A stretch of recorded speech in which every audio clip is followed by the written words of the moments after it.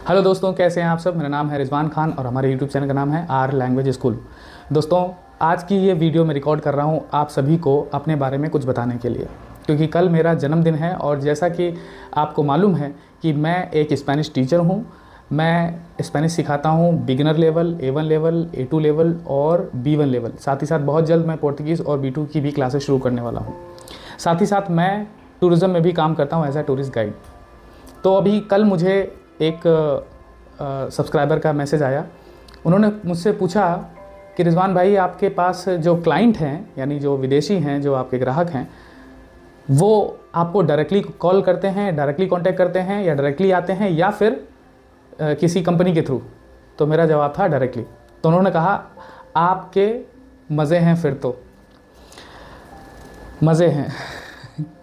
दोस्तों, ये मज़े कैसे हैं और ये मज़े क्या हैं, इसको मैं आज डिटेल में विस्तार के साथ बताता हूँ अपनी लाइफ के कुछ पास्ट के उन लम्हों के बारे में जिनको बहुत सारे लोग नहीं जानते हैं। क्योंकि कहते हैं कि ये फूल कोई हमको विरासत में नहीं मिले हैं, क्योंकि तुमने अभी तक नहीं देखा मेरा कांटों भरा बिस्तर, ऐसा करके कुछ बशीर बद्र की लाइनें हैं। तो मैं आपको अपना कांटों भरा बिस्तर भी बताना चाहता हूँ, ताकि वो जाने आप, ताकि आज जो आपको दिख रहा है उसके पीछे का स्ट्रगल भी आपको पता चले। तो आज से 14 साल पहले मेरी ये तस्वीर देखिए। मैं एक ग्रेजुएशन में जब मैं दाखिल हुआ था, मेरा एडमिशन हुआ था, क्योंकि मैं BBA कर रहा था और इससे पहले मैं 12वीं में 51% के साथ पास हुआ था और मेरे जो इंग्लिश में नंबर थे वो 39 थे। 36 होते तो मैं फ़ेल हो जाता। तो इसकी वजह से मैं ऑलरेडी डिप्रेशन में था। इंजीनियरिंग की तैयारी 2 साल तक करी, कहीं अच्छा नंबर, अच्छे मार्क्स नहीं आए। कोई कोचिंग नहीं कर रहा था, खुद से तैयारी कर रहा था। ये उस समय की SSC की और बैंक की भी तैयारी करी मैंने, लेकिन कुछ भी काम नहीं आया। फिर मैंने BBA में एडमिशन लिया लखनऊ के KKC में, और फिर उसके बाद वहाँ से मैंने ये सोचा कि क्यों ना मैं अपनी वो छवि जो मेरे स्कूल में थी, एक दब्बू, एक इंट्रोवर्ट बच्चे की, उसको क्यों ना बदलूँ, क्योंकि यहाँ पे तो मुझे कोई नहीं जानता। तो फिर मैंने एक हॉबी डेवलप करी लिखने की।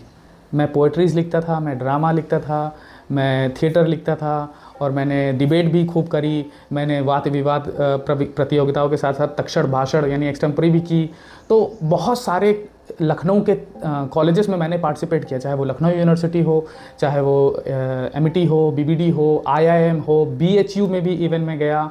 और साथ ही साथ मैंने कई पॉलिटिकल पार्टीज़ के लिए नुक्कड़ नाटक भी किए, और साथ ही साथ मैंने चुनाव आयोग के लिए NCC की तरफ से चुनाव के लिए एक जागरूकता अभियान के तहत और एड्स के जागरूकता अभियान के तहत कम से कम 200 से ज़्यादा नुक्कड़ नाटक आज तक मैंने जीवन में किए होंगे।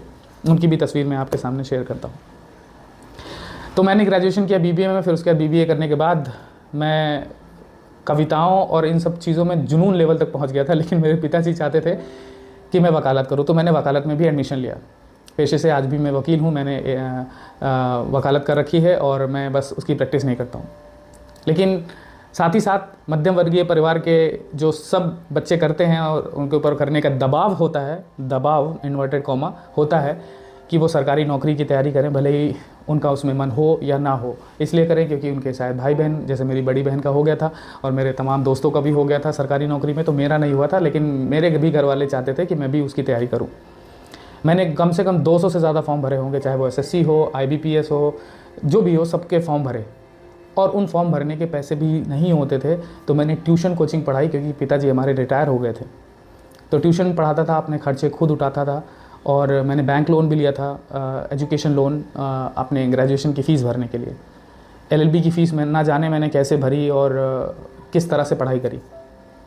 फिर भी उसके बाद कविताओं का जुनून इतने हाई लेवल पे था कि मैं कुमार विश्वास तक से मिला, लखनऊ के तमाम बड़े बड़े कवियों से मिला, उनकी बड़ी बड़ी गोष्ठियों में भी गया, जाता था, साइकिल से जाता था, 10-10, 15-15 किलोमीटर साइकिल चला के, पता नहीं कितने किलोमीटर पैदल चल के वहाँ तक जाता था उनसे मिलने के साथ, शायद कि वो मुझे कोई एक मंच दे दें जहाँ से मेरा रोज़गार जुड़ सके। लेकिन रोज़गार जोड़ नहीं रहा था। तो दोस्तों, मैंने सोचा कि क्यों ना इस तकनीक का इस्तेमाल किया जाए, और फिर मैंने YouTube चैनल शुरू किया। और YouTube चैनल शुरू करने के साथ ही मैंने सोचा कि अपनी इंग्लिश पे खूब काम किया जाए। तो मैंने कॉलेज लाइफ में जो इंग्लिश इंप्रूव करी थी, उसके बाद भी थोड़ा और काम करना शुरू किया। मैंने एप्लीकेशन डाउनलोड किया हेलो टॉक, उससे मैंने एप्लीकेशन से मैंने इस इंग्लिश सीखना शुरू किया। फिर मेरी वीडियोस पहुंच गई स्पेन और बोलीविया के कई देशों में जो लैटिन अमेरिका में है, और वहाँ पे कई लोगों ने मुझे कहा कि रिजवान आप हिंदी सिखाइए लेकिन स्पेनिश के माध्यम से। लेकिन स्पेनिश तो मुझे मालूम ही नहीं था क्या है। फिर बाद में धीरे धीरे मैंने पता करना शुरू किया तो पता चला कि स्पेनिश तो एक महाशक्ति है। ये वो भाषा है जो 20 से ज़्यादा देशों में ऑफिशियली बोली जाती है, जिसके 500 मिलियन से ज़्यादा नेटिव स्पीकर हैं। और भारत के संबंध भी तमाम इन देशों में जहाँ जहाँ ये बोली जाती है उनके साथ संबंध भी बहुत अच्छे हैं। तो कारोबार के तौर पे भी ये भाषा बहुत ही अच्छी थी। तो मैंने इंटरनेट पे भी खूब सर्च किया कि कौन सी भाषा आसान है सीखने में। पता चला कि फ्रेंच और जर्मन सब लोग प्रेफर करते हैं, लेकिन फ्रेंच और जर्मन के लिए भी मैंने ट्राई किया। मैंने लखनऊ यूनिवर्सिटी में जाके मैंने फ्रेंच और जर्मन के भी डिप्लोमा के कोर्स के लिए अप्लाई किया, लेकिन मैंने ड्रॉप आउट कर दिया क्योंकि पता चला कि स्पेनिश फ्रेंच और जर्मन से थोड़ा आसान है। और उस समय मेरे पापा, जैसा कि मैंने बताया, रिटायर हो चुके, तो मेरे पास पैसे नहीं थे कि मैं दिल्ली जाके महंगे महंगे इंस्टीट्यूटों की महंगी महंगी फ़ीस दे सकूँ और किराए पे कहीं रह सकूँ। तो ये सब पैसे नहीं थे, हालात बहुत ही एडवर्स थे। हालात इतने ख़राब थे कि मैं लखनऊ में कहीं कोचिंग नहीं कर सकता था, आने जाने के पैसे नहीं थे। तो फिर मैंने सोचा कि क्यों ना मेहनत करके ये भाषा घर पे सीखी जाए। एक चीज़ मेरे पिताजी ने हमेशा बरकरार रखी हमारे साथ, इंटरनेट। वो इंटरनेट कभी कटने नहीं दिया पिताजी ने हमारे। तो वो इंटरनेट को मैंने इस्तेमाल करना शुरू किया। मैंने खूब नेटिव स्पीकर्स से दोस्ती करी। फेसबुक में कई ग्रुप्स में जुड़ा जहाँ पे लोग स्पेनिश सीखते थे या फिर स्पेनिश बोलते थे, और इंस्टाग्राम पे भी मैंने लोगों को ढूंढना शुरू किया और हेलो टॉक एप्लीकेशन का इस्तेमाल करना शुरू किया। इस तरह से मैंने किताबें ख़रीदी, को ट्यूशन पढ़ा के, और इंटरनेट के माध्यम से मैंने अपनी स्पेनिश की जर्नी को शुरू किया। आसान नहीं था दोस्तों। पहले तो मैंने हिंदी सिखाना शुरू किया, थोड़ी बहुत उससे इनकम जुड़ी, तो मुझे लगा ऑनलाइन मैं हिंदी सिखा रहा हूँ, शायद आगे चल के मैं स्पेनिश बोल के वो हिंदी सिखाऊँ। अभी तो इंग्लिश बोल के सिखा रहा हूँ। अब बाद में मुझे फिर स्पेनिश बोल के भी स्टूडेंट कुछ मिले थे। फिर उसके बाद मैंने टूरिज़्म में काम इस तरह से करना शुरू किया कि मेरे वही छात्र या वही दोस्त जो इंटरनेट के माध्यम से मुझसे जुड़े थे, वो कहने लगे कि रिजवान, मैं इंडिया घूमने आ रहा हूँ, मुझसे मिल लो। तो मैं उनसे मिलने के लिए फ्री में जाता था, लेकिन ट्यूशन पढ़ाता था तो ज़्यादा दिन छुट्टी नहीं मिल सकती थी। मेरी मम्मी ने एक दिन मुझे डांट लगी, तुम्हारा टाइम फ्री में है क्या जो तुम देते हो? कोई भी आ रहा हो, कहीं से भी आ रहा हो, ट्यूशन नहीं जाओगे तो तुमको कौन पैसा देगा? तो फिर एक वक्त आया जब मैंने सोचा कि मैं अब टूरिज़्म में भी काम करूँगा, और मैंने फिर फॉरेनर से भी पैसे लेने शुरू किए, और उन्होंने दिए भी खुशी से, क्योंकि वो दूसरों के समय की कीमत को समझते हैं।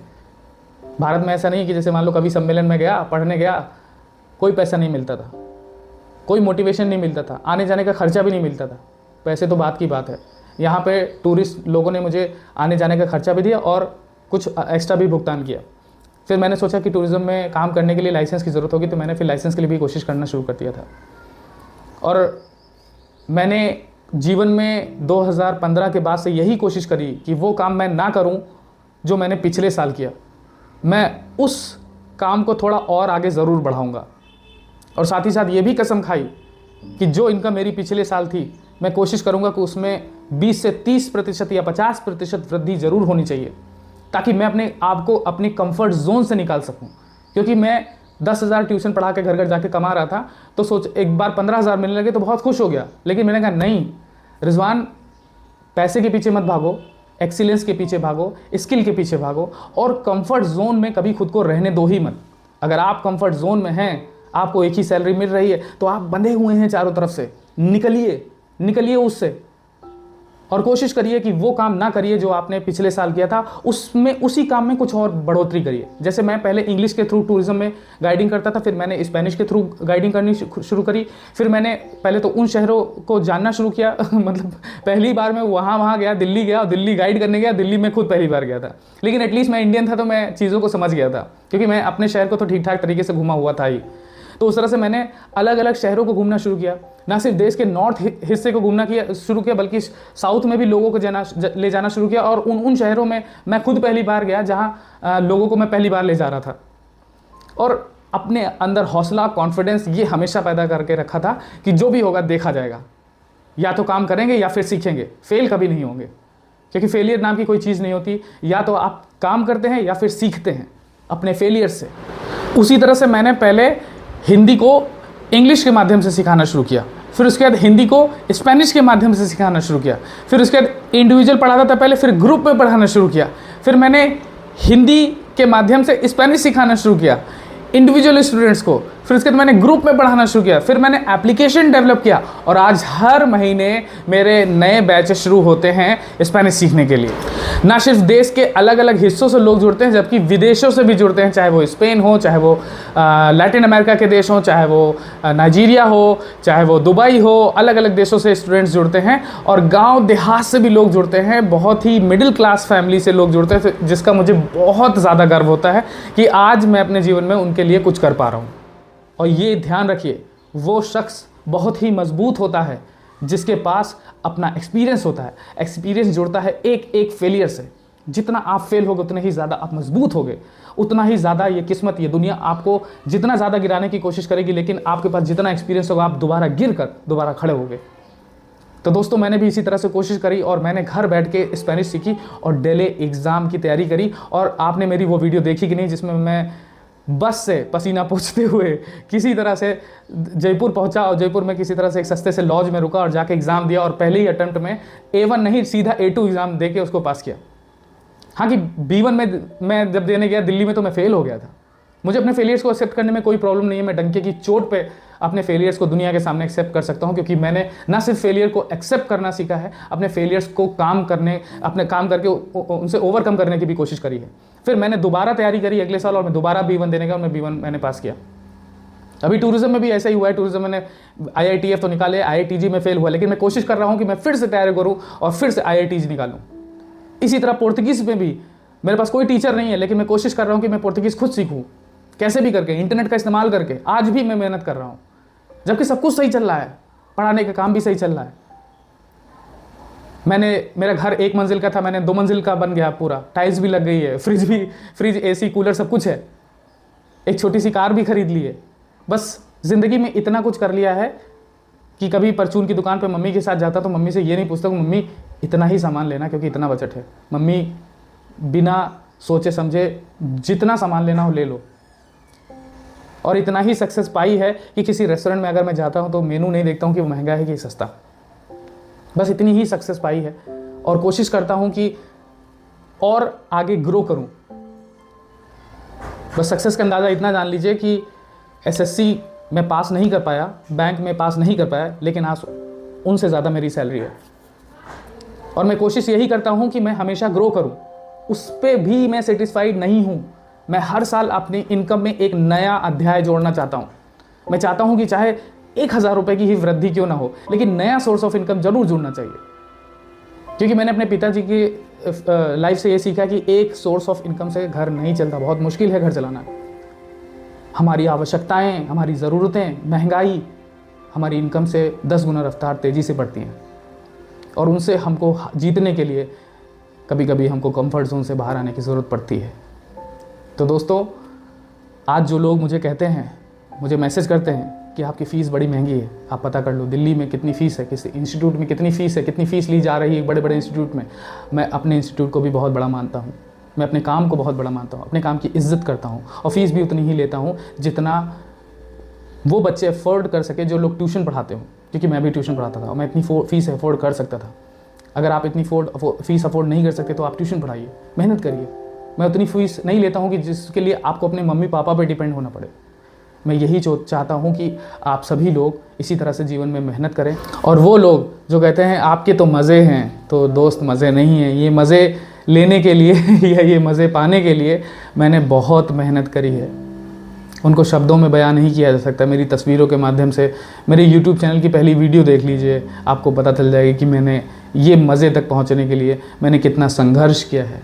इन संघर्ष की बदौलत ही मैंने दुबई, मलेशिया, थाईलैंड, वियतनाम और अभी रिसेंटली इजिप्ट की मैं यात्राएं करके आया हूँ, क्योंकि मैंने बहुत मेहनत करी है और मैं डिज़र्व करता हूँ।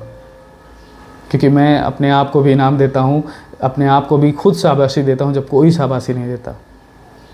क्योंकि आपको कोई मोटिवेट करे ना करे, आप अपने आप को खुद मोटिवेट करिए। आप अपने सबसे अच्छे दोस्त बनिए।